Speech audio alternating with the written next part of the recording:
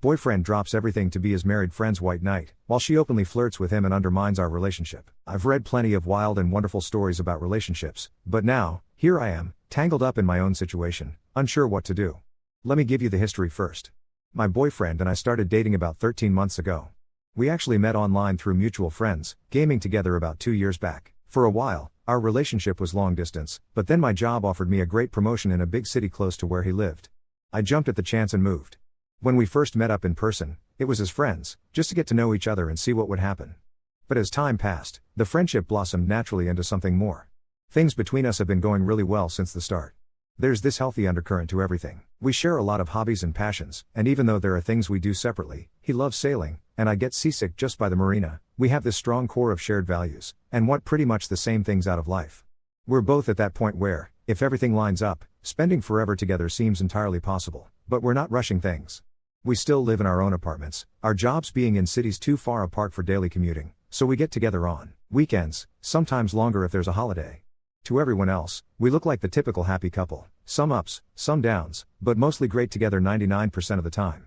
But here's where things get complicated, and where my anxiety kicks in. Anytime my boyfriend brings up his best friend, who I'll call Kat, the mood instantly shifts.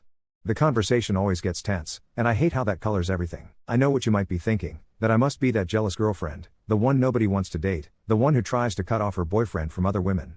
But that's not me, not in this situation, anyway. The truth is, Kat and my boyfriend were friends for a year before he ever met me. Their friendship definitely has that friends or more energy, the kind of dynamic where there's endless blatant flirting and suggestive jokes, but it never crosses over into anything official. Apparently, they both wondered at some point if they could be more. He told me Kat has always had, or still has, a thing for him, and for a while he had a thing for her too. He told me all this early on, and admitted that it all changed the moment he found out she was married with kids. When he learned that, he shut that door immediately, but somehow the flirting kept going. His excuse? I was single and what harm could it do? Which, come on, when my boyfriend and I met, there was this instant connection. Everything just clicked. But still, whenever Kat has a problem, my boyfriend always drops everything to help her. He goes out of his way to be her white knight. Her marriage has been rocky for as long as I can remember. She and her husband married young, a shotgun wedding, and have never really been committed to each other. She'll call my boyfriend for every little crisis. If she's having money problems, he writes her a check. If she can't sleep, he records his voice for her to listen to so she can fall asleep. If her husband won't have sex with her, my boyfriend is the one she vents to about it. He'll flirt with her, crack dirty jokes to cheer her up when she's in a bad mood, and generally drop anything for her. She even makes him explain the most ridiculous things as if he's the only one who could possibly help her process them. It's like she always needs him, especially when things in her life hit the fan. And here's what really gets under my skin. Kat never misses a chance to let me know she's in love with my boyfriend. She makes these lewd jokes at him when I'm right there. She's always making it clear, sometimes half joking but never quite, that if life were different, she'd snatch him up in a heartbeat, even if that meant taking him from me. She seems to see me as little more than a temporary obstacle, and she has no issue whatsoever making me feel absolutely uncomfortable every chance she gets. I've told my boyfriend how anxious all this makes me, how much it feels like Kat would do anything to sabotage our relationship if she could. He keeps reassuring me. He says he did entertain the idea of being with her once, but the moment he met me, everything changed. He swears up and down that I'm the one he loves and wants, and I actually trust that. I really believe he wouldn't cheat on me, at least, I want to believe that he wouldn't. We've talked about it a lot, and he's even said that he'd stop talking to Kat altogether if that's what it would take to make me feel better. But I don't want to be that person, the one who makes her partner cut off important friendships, even if those friendships make her anxious. Still, her constant banter wears on me. Even though I trust my boyfriend, I don't trust her for a second. And when he's around her, I can't help but worry. Her presence, her comments, everything, it's gotten under my skin in a way that I can't ignore anymore. I love and trust him, but as long as Kat's in his life, I don't know if I'll ever truly feel secure. Update 1. The weekend finally arrived and I knew it was time to sit my boyfriend down for a serious, no-nonsense talk. I laid all my cards on the table, every single concern that had been gnawing at me. I told him about the so-called friendship he had with Kat, what she really meant to him, and how blind he'd been to her obvious advances. I didn't hold back about how crude and mean she was regarding me, how she constantly disrespected our relationship, and how she always seemed to be undermining me. He was adamant, insisting he'd only ever just been a friend to her. He kept repeating that he never saw what he was doing as anything more, just helping out because he always felt compelled to give his all to anyone in his life. When I brought up the flirting, he brushed it off as mostly harmless, but I could see the impact of my words hit him. He admitted he now realizes how careless and stupid it was to think it didn't hurt anyone. That was the moment it happened. He fessed up right there, telling me honestly that everything he did, everything he'd been doing, was basically emotional cheating. He was steadfast about never actually doing anything physical with Kat, nothing beyond just being a friend. Any feelings that might have been there, any romantic spark, he said they died the moment Kat revealed herself to be married. Then, he looked at me and asked simply, "What do you want me to do?" I told him I wanted her gone from our lives. That I couldn't trust either of them around each other, and I couldn't be happy as long as she had the freedom to hover around him in our relationship, threatening everything I'd fought for. There just wasn't room for another person like her.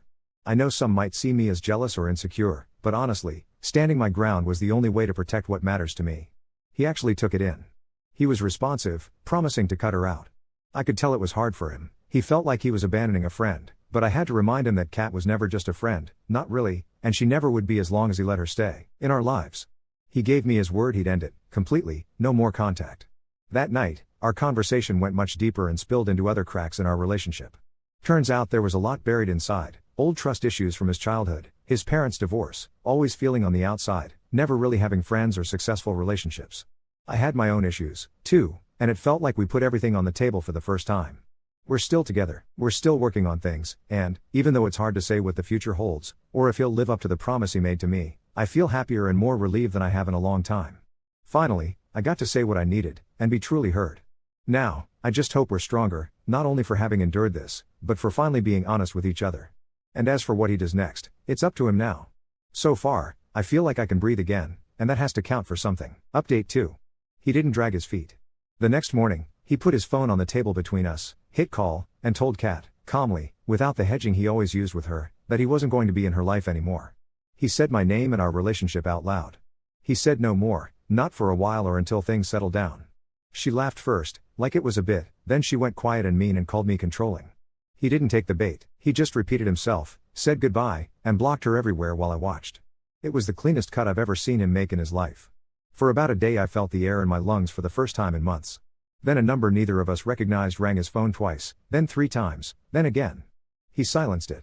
When it rang a 5th time, he let it go to voicemail. We listened together. It wasn't Kat. It was the school nurse. Her little boy had a fever, and since you're listed as the first emergency contact, can you come get him or confirm we can call his mother? I saw it hit him like a physical thing.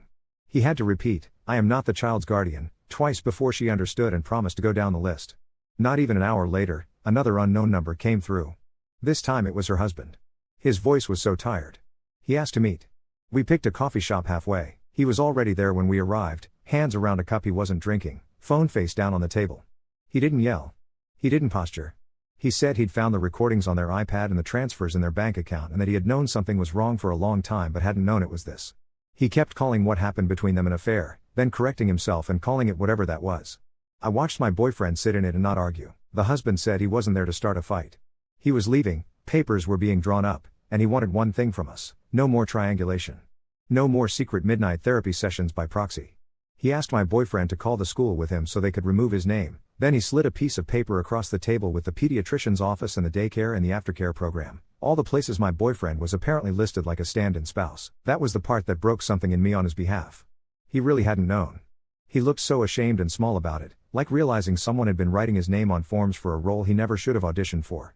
He made the calls with the husband sitting there. He used his full name and asked to be removed, and when they asked for reasons, he told them it was inappropriate and not authorized. The husband thanked him once. We didn't talk about anything else with him. No autopsy of why, no prying into their marriage. He walked out with a folded manila envelope under his arm, and I don't know why, but I hope he's okay. Kat found a way to reach me that night. Not him, me. She emailed my work address from some burner with a subject line that was just my first name. It wasn't long, and it wasn't teary. She told me she was sorry I was insecure and sorry I'd made it necessary for my boyfriend to abandon a family he had essentially built, and that when everything fell apart and I realized I couldn't make him happy, she would still be there for him. It read like a threat wrapped in a promise. I didn't reply. I forwarded it to him and then I blocked that address. He asked me if I wanted to change my number and I told him no. I could live with a few emails. What I couldn't live with was us bending every time she pushed. He put a box together the next day: hoodie, a bottle of sunscreen she'd forgotten on his boat months ago, a cheap pair of sunglasses. Seeing it all gathered looked like evidence. He didn't want to drop it off himself. He mailed it certified and kept the slip. He called his bank and put stop limits on transfers to her accounts in case she tried to pull anything from the old links. He told our mutual friends we weren't doing group hangs if she'd be there, and that no, it wasn't up for debate. There were holes in his life I hadn't realized she'd filled: mindless text threads at night, the reflex of telling someone about a stupid meme, the way he used his drive home to talk someone off a cliff that never ended. You could hear the quiet over those hours. He went to the gym and forgot his headphones and came back saying the silence was too loud. We put a podcast on and cooked and tried to make new noise. Then she showed up downstairs. It was almost midnight. We were watching some cooking show that made everything look buttery and slow, and my phone lit up with our building's entry camera notification. There she was in grainy black and white, hair in a messy knot, jacket half on, looking dead into the lens like she knew where my eyes would be. She hit the buzzer for my boyfriend's last name and then all the others in the column. I could hear the doors rattling through the wall. He walked over and picked up the intercom and didn't press the talk button. He just listened. She started with, "Please," and then she went right into the script. She could explain, I could keep him for myself if I'd let her have his voice, she needed him, she was scared, she was leaving, she was pregnant, and then she corrected herself and said she thought she might be, and then she said she wasn't, all within 30 seconds. It felt like being inside a tornado listening to a window try not to break. He pressed the talk button exactly once. He said, "You cannot be here. If you don't leave, I'm calling a wellness check," and then he put it down and actually called. He didn't look at me for permission. He didn't run downstairs with a coat. He stayed beside me, legs shaking, while we listened to the sirens grow and then stop on our block. The officers talked to her for a long time. They never came upstairs. Eventually the camera caught her walking away toward the corner and disappearing into the kind of city night that feels like it could swallow anyone. He couldn't sit. He paced until 2 a.m, then sat on the floor and said sorry to the space between his knees. The next morning, his mother called me. Not him, me. She said she didn't want to insert herself, but she wanted me to know she was proud of him. She said she'd worried we were going to lose him to the same pattern his dad had, that, if people need you badly enough, it feels like love, and she thought he was finally learning that being needed and being loved weren't the same thing. I cried after I hung up, not because of anything noble, but because it felt like standing near a fault line finally settling after months of aftershocks. He booked a therapist. He told me the appointment date out loud and I put it in my calendar like it was a holiday. He asked me to bring a bag the next time I came, not to move in, not out of panic, just to stop living out of a backpack when we were together. On Saturday, he took me to the marina, and I didn't step onto the boat because I still can't, but we sat on the edge of the dock with our legs hanging and watched some dad show his little girl how to coil a rope. It was the first time we'd been there without his phone constantly lighting up. The water looked like water and not some vast stage for other people's disasters. Update 3. He went to therapy. He walked in wearing the jacket he always wears when he thinks he's about to be cold on the inside, and he came out an hour later with his eyes red in that raw, wind-burned way but his mouth soft. He didn't tell me everything. He told me enough. The therapist asked him to track the moment right before he offers himself up. The heat in his chest. The itch in his hands. The little electric thought that says, if I do this, I matter. He said the homework was to notice and do nothing. He laughed when he told me that, like it was the meanest dare he'd ever been given. We were standing in my kitchen when the knock came. Not the buzzer, not her. A perfunctory knuckles on wood, 3 even taps that meant business. The man in the hallway wore a raincoat that had seen a lot of hallways and a little rain. Are you, boyfriend's full name? He didn't try to flinch away from it. He said yes like a person buckling a seatbelt, and the man handed him a manila envelope and had him sign a little plastic screen with one of those pens attached by a string. It wasn't dramatic until he opened it and there it was, subpoena duces tecum. Custody. He sat on my couch with it on his knees like it might burn through. They wanted him to appear and bring records, transfers, messages, recordings. They wanted him to say out loud what the paper called the nature of the relationship. We did the thing you do when you don't know what to do. We found a lawyer who did family court and made an appointment for the next morning. The waiting room had beige chairs and a plant that was trying to die with dignity. The lawyer was younger than either of us and kind in a way that didn't feel like pity. She read everything without making little faces. When she looked up, she didn't call it an affair. She called it a pattern that bled, and then she told him what he could and couldn't be compelled to say. He didn't have to opine about feelings. He could stick to facts. He could say, I set a boundary on, date, and I am not a guardian, and I regret the access I gave. She said, you can also bring a no-contact letter, formal, on letterhead. It's not magic, it's a line in the sand in print. We went to a notary and a pharmacy because that's where you go when your life is suddenly a scavenger hunt for stamps. The notary was an older woman with a brooch shaped like a leaf and a voice that made everything sound official. He signed the affidavit we'd typed in the lawyer's office. It was plain. It didn't narrate. It said he had not participated in childcare decisions, that he had no parental role, that he had ceased contact on a date and requested no further contact.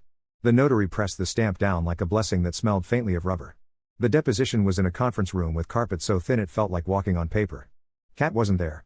Her attorney was, a woman with neat hair and a binder full of tabs. Across from her, the husband's attorney looked like he'd seen this exact conversation 100 times.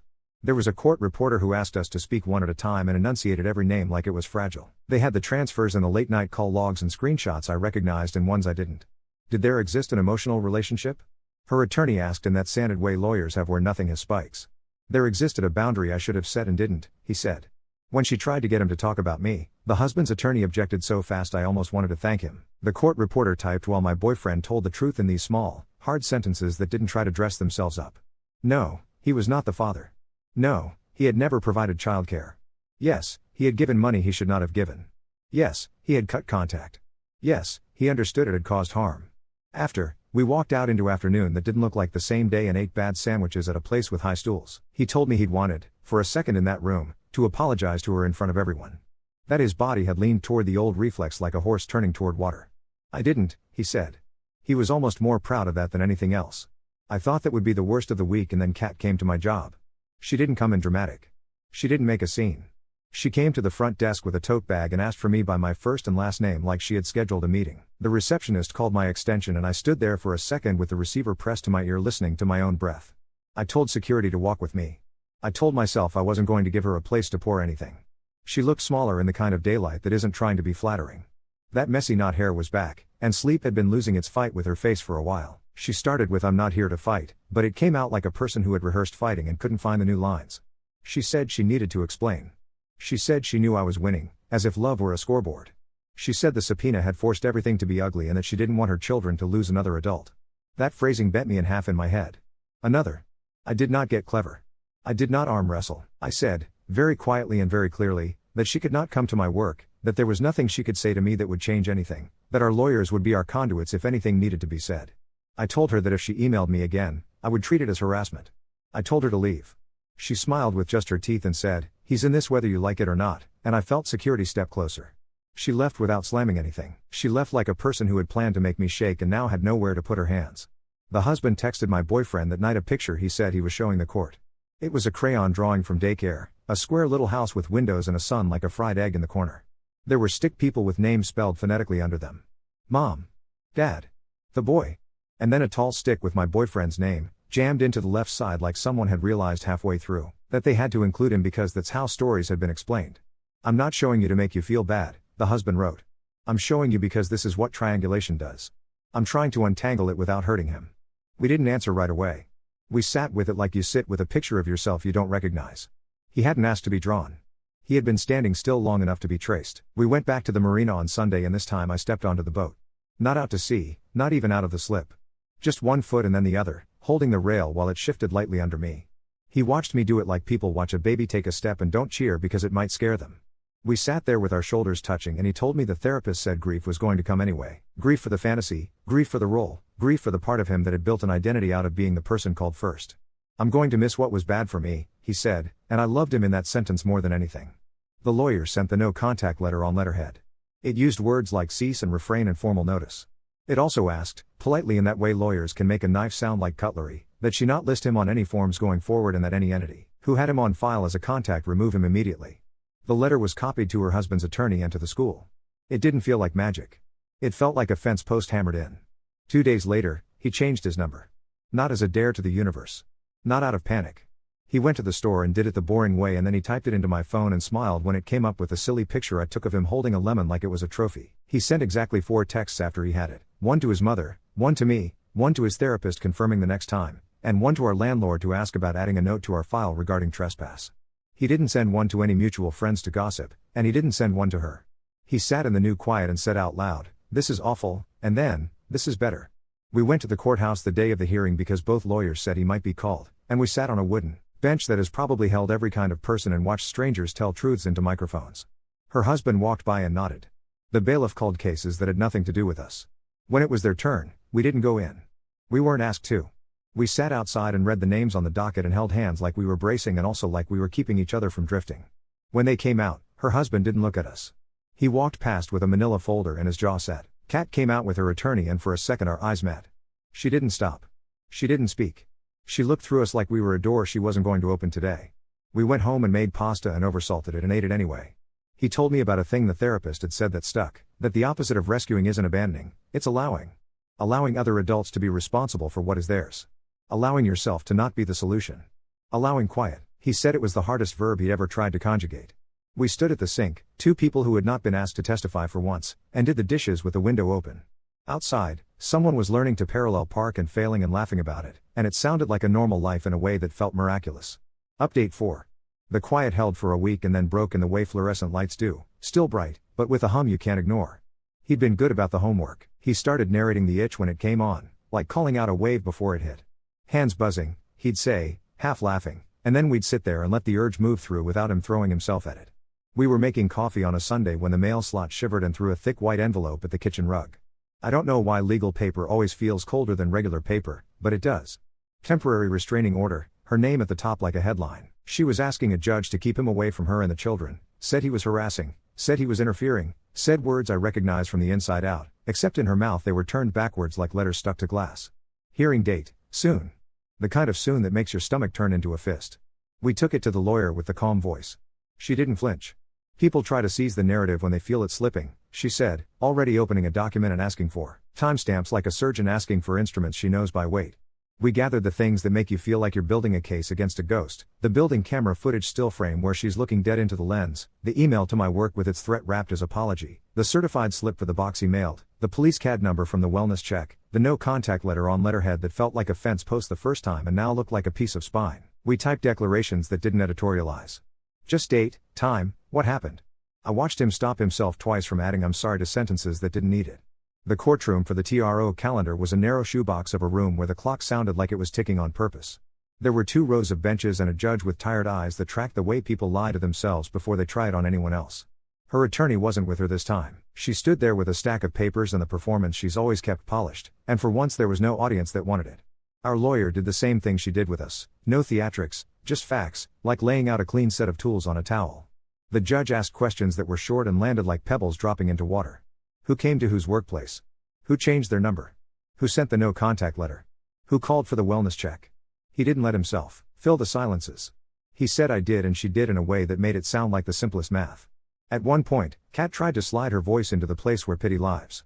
I didn't want to involve the court, she said, looking down and then up like she was waiting for someone to tell her she was brave. The judge didn't blink. You involved the court when you filed, he said, and it wasn't unkind, just exact. When it was over, the order didn't go the way she wanted. He denied hers. He granted ours, limited, specific, names spelled out with care, me, him, our home, my workplace, the marina, the whole list of places life happens. He said the words no direct or indirect contact, and he said them the way you'd say stop sign. It wasn't dramatic. It was a new border drawn with a ruler. The bailiff handed her a copy and handed us one, and the paper warmed up in my hands enough to feel real. 2 days later, my manager pinged me with one of those breezy pop by when you have a minute messages that make your throat go tight. HR had printed out a complaint that had found its way to the general inbox, anonymous, lots of words like hostile and predatory, my name and my boyfriend's full name laced together like the author wanted to braid them and cut at the same time. They weren't naive. Our HR director slid the pages back across the table and said, we know what this is. I gave her the no contact order and the lawyer's card and the bare facts, and she put both into a folder and said the company would document any future contact and escort her off the property if she came again. Walking back to my desk felt like walking out of a dentist appointment where you braced for a drill and got a cleaning instead. Still shaken, but mostly fluoride. He found a meeting in a church basement on a Tuesday night. There was a bulletin board with crooked flyers and coffee that had been boiled past rescue and folding chairs in a circle like every story you've ever heard about people trying to be honest on purpose. He didn't make me go in.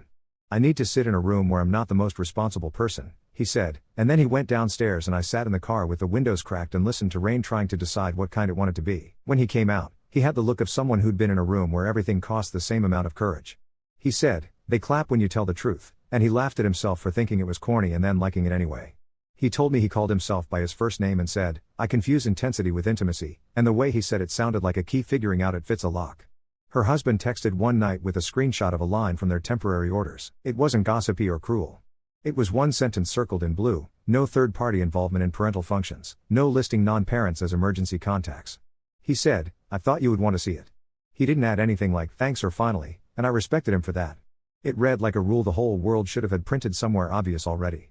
The first time she violated the order, it wasn't fireworks. It was a note under my wiper blade, folded into a triangle the way you do when you think people are going to read something because you made the paper into a shape.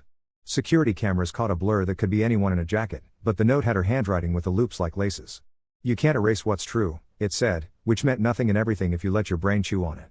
We didn't call her. We didn't call anyone who wasn't on the list. We emailed the lawyer, and the lawyer emailed back almost instantly like she'd been waiting for the other shoe and was relieved it finally dropped.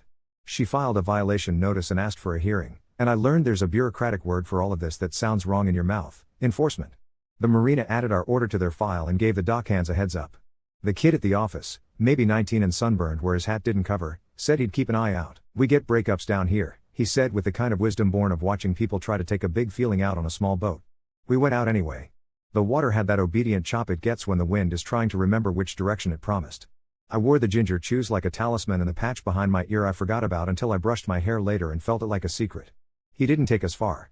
Just out past the place where the harbor narrows and opens like a throat. It was the first time we were moving and there was no second phone lighting up like flares. We looked at the skyline like it had always been there and just hadn't been available to us before. He asked me, on a Thursday that could have been any Thursday, if I wanted to add my name to his lease. He didn't do it in a way that sounded like a solution or a test. He said, I don't want to keep pretending this is temporary when what I want is not temporary. I felt the old part of me that wants to wait for disaster raise its hand like a student with the wrong answer, and then I felt the newer part lay a palm over it and push it down gently. We made an appointment with our landlord, who wears shirts with pocket protectors like a man committed to a bit, and we signed new paperwork at a chipped desk while his cat, a literal cat, tried to sit on the forms like an editor. The enforcement hearing was quicker than I thought and colder. The judge looked at the photo of the note and the affidavits and then at Kat, who had a new attorney with a haircut sharp enough to cut rope. He didn't ask us any questions. He asked her one, what about no contact did you not understand? She tried to say she had been seeking closure, and the judge said, closure is a door you close yourself, which made me want to write it on my own hand in ink. He extended the order and added a bright line clause about no presence within 200 yards of our home or my work or the marina. It's one thing to have a boundary you hold in your head. It's another to have a stranger in a black robe draw it for you and say, this is the line. The pen he used sounded like a stapler. We walked out into afternoon sun so clean it made every smudge on the windshield announce itself. We didn't cheer or kiss like a movie because none of this is a movie, but we bought popsicles from a cart and ate them on the curb like teenagers. He said the thing he says now when something hard goes our way. I hate this, and then, I'm grateful, and both are true. That night, he put the new lease in a drawer and the order in another drawer and his phone on the table face down without making a ceremony of it. He set an alarm for the group meeting on Tuesday. He told me he'd felt the itch twice that day, once when she looked at him in court with eyes that begged for him to be the person he used to be, and once when the dockhand said he'd watch out for us and he wanted to buy the kid a new hat out of some misplaced patron saint impulse. I did nothing, he said, amazed like a person who had finally learned how to unclench. Later, a text came from an unknown number that said simply, you won, no punctuation, no name. It could have been her. It could have been anyone with access to the myth she's built to live inside. He didn't write back. He blocked it. He locked his phone and slid it across the table to me like a dare and I slid it back because I'm not his jailer. We went to bed with the window open and the city's noise sounded like it always does, sirens too far away to be ours, someone arguing with a vending machine, a dog that didn't want to go inside. He slept without twitching awake. I woke up once at 3 and reached for his shoulder and found it, and the fact that he was there felt less like relief and more like something ordinary we'd fought to earn. The next morning, he put on the jacket he wears when he's worried about the weather inside and went to therapy and came home without it. He handed it to me at the door and said, I didn't need it, and then he laughed at himself for being corny again, and we let the quiet be what it was without waiting for it to crack.